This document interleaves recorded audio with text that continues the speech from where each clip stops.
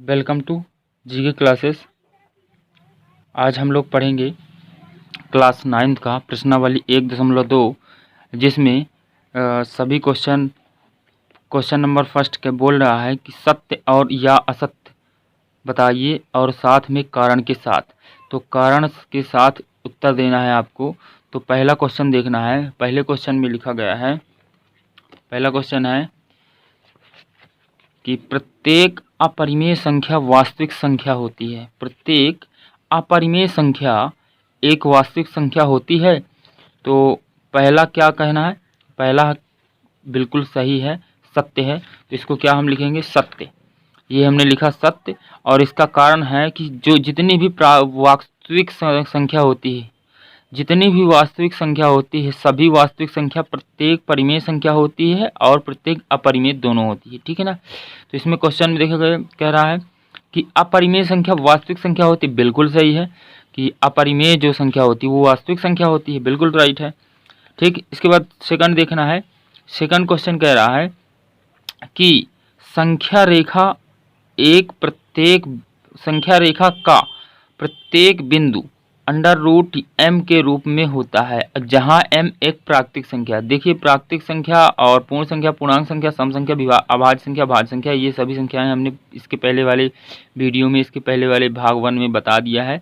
ये भाग 3 है, तो आप लोग डिस्क्रिप्शन से देख लीजिएगा। जो नहीं देखे हैं, जो देखें बहुत अच्छी बात है। प्राकृतिक संख्या इसमें बताना है। ठीक ना? तो देखिए, प्राकृतिक संख्या यहाँ रखना है आपको। प्राकृतिक संख्या कौन कौन सी होती है? 1 to 1 से अनंत तक, 1 से अनंत तक। ठीक है ना? तो सबसे पहले तो लिखा संख्या रेखा का। तो देखिए, हमको एक संख्या रेखा खींचनी है, एक रेखा खींचनी। इसका नाम दे देना ए और बी। देखिए, ये हमने एक रेखा खींची, जैसे ये एक रेखा खींची हमने ए और बी। रेखा खींचने के बाद बीच में एक पॉइंट देना है, उसका नाम देना है 0। इधर दाएं साइड जब जाएंगे तो प्लस का 1 और प्लस का 2, प्लस का 3, प्लस का 4। ये प्लस की तरफ गया दाएं साइड, और इधर माइनस जाएगा, माइनस का 1, माइनस का 2, माइनस का 3, माइनस का 4। देखिए, यहाँ प्राकृतिक संख्या के साथ साथ पूर्ण संख्या है और पूर्णांक संख्या है। कहने का मतलब इसमें धनात्मक संख्याएं, धनात्मक व ऋणात्मक दोनों संख्याएं हैं। ऋणात्मक, तो ये असत्य कथन है। क्या है कथन? असत्य है। क्वेश्चन नंबर फर्स्ट का सेकंड नंबर असत्य है। क्यों असत्य है? आपने देखा ही कि इधर धनात्मक और ऋणात्मक दोनों संख्याएं होती है, जबकि प्राकृतिक संख्या क्या होती है? केवल धनात्मक, 1 से लेकर अनंत तक होती है। इसलिए ये असत्य है, और साथ में ये कारण आपको बता दिया गया। इसके बाद क्वेश्चन नंबर तीसरा कह रहा है प्रत्येक वास्तविक संख्या एक अपरिमेय संख्या होती है। बिल्कुल गलत। देखिए, कह रहा है कि प्रत्येक वास्तविक संख्या नहीं, वास्तविक संख्या अपरिमेय और परिमेय संख्या होती है। लेकिन यहाँ कह रहा है वास्तविक संख्या जो होती है तो अपरिमेय संख्या होती है? नहीं होती। गलत है। सभी जो वास्तविक संख्याएं होती है वो परिमेय और अपरिमेय होती हैं, लेकिन वास्तविक संख्या अपरिमेय नहीं होती। सिर्फ अपरिमेय नहीं होती, परिमेय अपरिमेय। ये देखिए, कारण यही हो जाएगा कि वास्तविक संख्या सभी, प्रत्येक परिमेय और प्रत्येक अपरिमेय संख्या होती है। सभी परिमेय, सभी अपरिमेय संख्या क्या होती है? वास्तविक संख्या। इससे तीसरा भी असत्य हो जाएगा। यही कारण आप लोग लिख लेना है। ठीक है ना? अब कह रहा है क्या सभी धनात्मक, कह रहा है कि सभी धनात्मक, सभी जितनी भी धनात्मक पूर्णांकों, देखिए पूर्णांकों, क्या सभी धनात्मक पूर्णांकों के वर्गमूल अपरिमेय होते हैं? जितने भी सभी धनात्मक पूर्णांक है, क्या वर्गमूल अपरिमेय होते हैं? यदि नहीं तो एक ऐसी संख्या का वर्गमूल उदाहरण दीजिए जो परिमेय संख्या। बिल्कुल। तो इसमें लिखना है नहीं, सभी धनात्मक पूर्णांकों का वर्गमूल अपरिमेय नहीं होते हैं। देखिए, हल नंबर दूसरा है, कह रहा है नहीं, सभी धनात्मक पूर्णांकों का वर्गमूल अपरिमेय नहीं होता। एग्जाम्पल है, देखिए फर्स्ट, एक √1 में हमने लिखा ये एक पूर्णांक संख्या, धनात्मक संख्या है। देखिए, तो इसको 1 × 1 लिख सकते हैं। बिल्कुल जोड़ा बन रहा है, लेकिन बाहर निकालेंगे 1 ही आएगा। इसके बाद 4, देखिए 4, 2 और 2 का जोड़ा बन रहा है, तो जोड़े में जब बाहर निकालते हैं तो 1 ही निकलता है। तो क्या है? इसमें क्या है, 2 क्या है, परिमेय संख्या है। फिर अगर आप 9 एग्जाम्पल ले लिए तो इसमें 3 के जोड़े बनते हैं और 3 बाहर निकलता, परिमेय संख्या हो जाती है।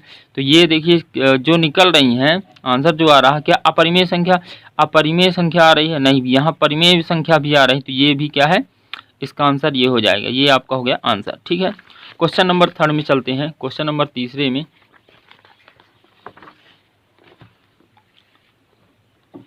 क्वेश्चन नंबर 3 कह रहा है, दिखाइए कि संख्या रेखा पर √5 को किस प्रकार निरूपित किया जाता है। ठीक है ना, आपको संख्या रेखा में निरूपित करना है कि किस प्रकार किया जाता है। तो ठीक है, इस क्वेश्चन नंबर 3 का हल ज्ञात करने के लिए आपको किसकी ज़रूरत पड़ेगी, एक सुइया और एक चांदा और एक पटरी स्केल। ठीक है, तो इन चीज़ों की आवश्यकता पड़ेगी, तो आप लोग इसको रख लीजिएगा। देखिए हमने इस क्वेश्चन को हल करके रख लिया है, इसके बाद भी हम बता रहे हैं कि कैसे हल किया जाता है इस क्वेश्चन को।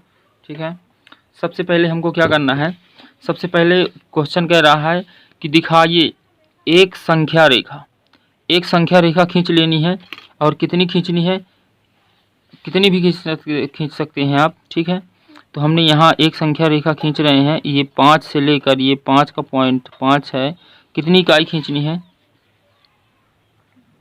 1 सेकंड, चलिए ठीक है, यहाँ पे खींच रहे हैं, 1 से लेकर हमने खींच दिया यहाँ 6, 7, 8 तक। ठीक है ना, अब यहाँ आपको क्या करना है, सेंटर में कहीं भी आपको एक पॉइंट रख लेना है, उसका नाम दे देना ए या ओ, कुछ भी दे सकते हैं। इसके बाद देखिएगा कि इसमें 90 अंश का कोण बनाना है। कितना बनाना है, 90 अंश का कोण। नहीं, इसके पहले आपको क्या करना है कि इधर भी एक इकाई लेना है आपको। कितना लेना है, एक इकाई। तो इसको सेंटर में रखते हैं कहीं भी, और यहाँ देखिए यहाँ से यहाँ तक हो गया 1 इकाई, हमने 1 इकाई पर एक बिंदु रख दिया। इसके बाद यहाँ से यहाँ 1 इकाई हो गया, इसके बाद यहाँ से लेकर यहाँ तक 1 इकाई हो गया, फिर इसके बाद यहाँ से 1 इकाई हुआ, फिर यहाँ 1 इकाई हुआ। बाएं साइड और दाएं साइड दोनों तरफ 1 इकाई लेते जाना है। ठीक, हमने यहाँ 1 इकाई लिया, यहाँ भी 1 इकाई, यहाँ भी 1 इकाई, यहाँ भी और यहाँ भी। ठीक, ये हमने लिया। अब 1 इकाई पर आपको 90 अंश का कोण बनाना है। 90 अंश का कोण, ये हमने 90 अंश का कोण बनाया। देखिए सही तरीके से चांदा हमको रखना है। ये कोण कहाँ बनता है, यहाँ 90 अंश कहाँ आता है, यहाँ। ठीक है, ये 90 अंश का बना दिया हमने, चिन्हित कर दिया। इसके बाद आपको पटरी की मदद से 2 इकाई आपको लाइन खींचनी, 2 इकाई। देखिए 6 से 4, 4 से 6, ये 4 है और ये 6। ठीक, 2 इकाई हमने खींचा। देखिए इसकी इकाई थी क्या, 1, और इसकी इकाई हो गई 2।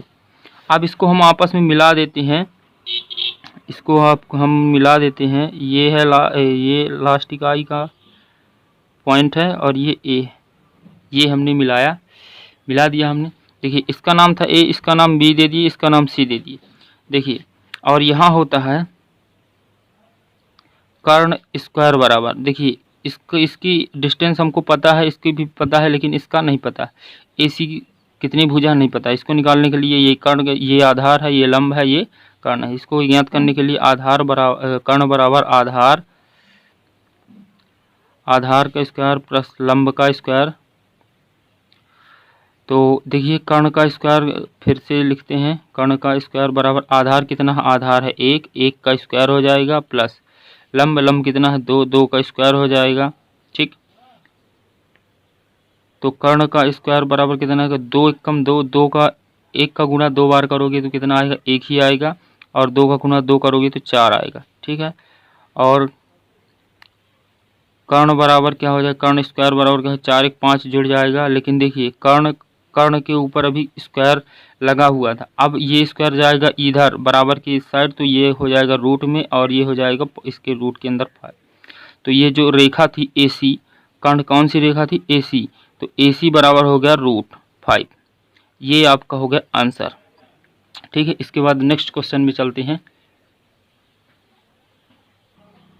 ठीक है दोस्तों, अब देखते हैं क्वेश्चन नंबर चौथा। आप क्वेश्चन को पढ़ लीजिएगा, हमने पढ़ लिया है और एक बार इसमें देखिए हल भी कर लिए हैं, लेकिन इसको अब आपको दिखाने के लिए मैं दोबारा हल कर रहा हूं। सबसे पहले आपको क्या करना है, सबसे पहले करना है एक इकाई आपको एक रेखाखंड खींचनी है। कितनी खींचना है, एक इकाई। यहाँ से हमने 11 से 12 तक एक इकाई खींचा रेखाखंड, ठीक है ना। इसका नाम देना है इस पॉइंट का O और इसका नाम देना है P, ठीक है। इसके बाद क्या करना है, यहाँ 90 डिग्री का कोण बनाना है। कहाँ पे, P पे, P जगह P पॉइंट पे 90 डिग्री का कोण बनाना है। पहले सबसे पहले कोण नहीं बनाना, आपको चिन्हित करना है कि कहाँ पर आ रहा 90 का। ये 90 का हमने चिन्हित किया। इसके बाद इसकी एकदम जहाँ हम चिन्हित किए हैं वहाँ से एकदम सीधी पटरी रखते हुए हमको दो इकाई ही रेखाखंड खींचनी, एक इकाई खींचनी। ये 6 रखा हुआ है, 6 से 5 एक इकाई, ये हुआ। इसके बाद इसका नाम दे देना है P1 और इसको आपस में मिला देना है। P1 और OP को आपस में ये मिला देना है। ये हम अब इसके बाद इस पॉइंट पे P1 पे हमको क्या 90 डिग्री का कोण बनाना, P1 पे। ये हमारा P1 पे 90 डिग्री का कोण चिन्हित किए और इसको चिन्हित करने के बाद एक इकाई, कितना, एक इकाई ही रेखाखंड खींचनी। देखिए ये बराबर है, यहाँ से यहाँ तक ऐसे बराबर दिख रहा है। इसको 9 से 8 तक खींचना, ये हो गया एक इकाई, ठीक। इसका नाम देते हैं P2 और ये हो गया P2 को आपस में यहाँ O और P2 को आपस में मिलाते हैं, ये मिला दिए। तो देखिए ये एक इकाई थी, ये भी एक इकाई थी, तो ये क्या हो गया, √2। ये एक इकाई है तो ये क्या हो जाएगा, √3। फिर देखिए, फिर P2 पे 90 डिग्री का कोण बनाना है। ये हमने 90 डिग्री का कोण बनाया, ये 90 डिग्री का हमने कोण बनाया और यहाँ पे चिन्हित किया और इसको आपस में एक रेखाखंड खींचनी है। रेखाखंड कैसे, आपस में मिलाते हुए P2 से एक इकाई की ही रेखा खींचनी है। ये हमने एक इकाई की रेखा खींचा और इसको आपस में मिलाना है।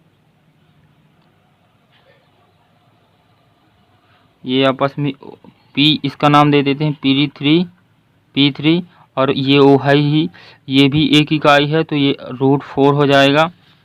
और फिर P3 की जगह हमको क्या, P3 में एक फिर से 90 अंश का डिग्री, ये सर्पिलाकार पूरा बनाना है हम लोगों को, जहाँ तक जाएगा वहाँ तक सर्पिलाकार होना चाहिए। ये 90 डिग्री P3 पर मैंने बनाया। इसके बाद इसको आपस में हमने मिलाया, ये आपस में ये मिल रही है, लेकिन हमको कितना, एक ही इकाई खींचना है रेखाखंड। ये एक इकाई खींची, इसके बाद आपस में इसको मिला देना है। ये हमने मिलाया और ये इसका नाम दे दिए P4 और इसका √5, ठीक। इसके बाद इसमें फिर से 90 डिग्री का कोण बनाना है। ये क्वेश्चन आपके एग्ज़ाम में आएगा नहीं कभी भी, पर ये इसको जानना ज़रूरी है। कॉन्सेप्ट क्लियर हो जाएंगे, आपको आगे काम आएगा कहाँ क्या होता है, कैसे होता है, ठीक। इसके बाद आपस में इसको हम मिलाते हैं, एक इकाई ही खींचनी है रेखाखंड। इसको मिलाने से पहले आप ये एक खिंच गई और इसको आपस में मिलाते हैं, क्या, इसका नाम देते हैं P5 और यहाँ हो जाएगा √6, ठीक। इसके बाद इसमें 90 डिग्री का कोण बनाना है हमको। ये हो गया 90 डिग्री,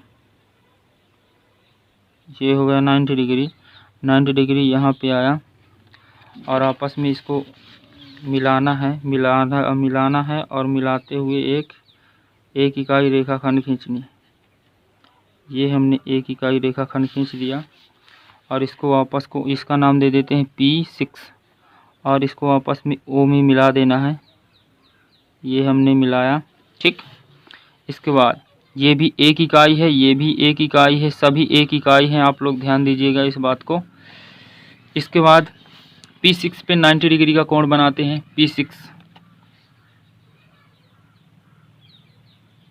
P6 ये 90 डिग्री का कोण बना और इसको आपस में मिलाते हुए एक इकाई रेखाखंड खींचनी है।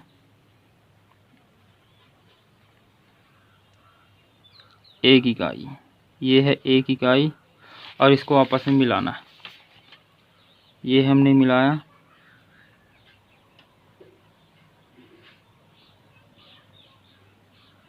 ये हो गया। देखिए इसका नाम दे दिए P7। P17 तक जाएगा, ये सर्पिलाकार आपको बन जाएगा और इसका हो जाएगा √7, √8, √17 तक जाएगा। इसके बाद ये सर्पिलाकार ऐसे ही बनते बनते यहाँ आ जाएगा। इसको सबसे ज़रूरी ये है कि आपको पाइथागोरस प्रमेय का सूत्र लगा देना है। कर्ण बराबर क्या होगा, आधार का स्क्वायर प्लस लंब का स्क्वायर। तो देखिए सबसे पहले OP क्या हो गया, OP आधार हो गया। हमको कर्ण ज्ञात करना है, OP1 का स्क्वायर बराबर हो जाएगा, आधार 1 है, आधार ये देखिए OP से आधार हो गया, ये आधार हो गया OP, अब P से P1 कर्ण लंब हो गया, तो 1 का स्क्वायर प्लस 1 का स्क्वायर, तो क्या हो जाएगा, ये 1 और 1 का स्क्वायर आप ज्ञात करेंगे तो 1 ही आएगा, 1 का स्क्वायर का ज्ञात करेंगे तो 1 ही आएगा। और यहाँ OP1 बराबर क्या हो जाएगा, 2, यहाँ स्क्वायर है और OP1 स्क्वायर इधर जाएगा तो ये रूट में हो जाएगा और एक क्या हो जाएगा, 2, तो P1 √2 आ गया। इसी तरह आपको P10 तक आप रख लीजिएगा। अब बस बहुत नहीं करना, ये आपको सीखने के लिए है, ये क्वेश्चन कभी नहीं आएगा। तो इस प्रकार ये एक हल नंबर हो गया, हल क्वेश्चन नंबर 4 का। ठीक है, तो जो लोग चैनल को सब्सक्राइब नहीं किए हैं वो सब्सक्राइब कर लें और लाइक कर दें। फिर ठीक है, मिलते हैं अगले वीडियो में 1.3 में। थैंक यू, धन्यवाद।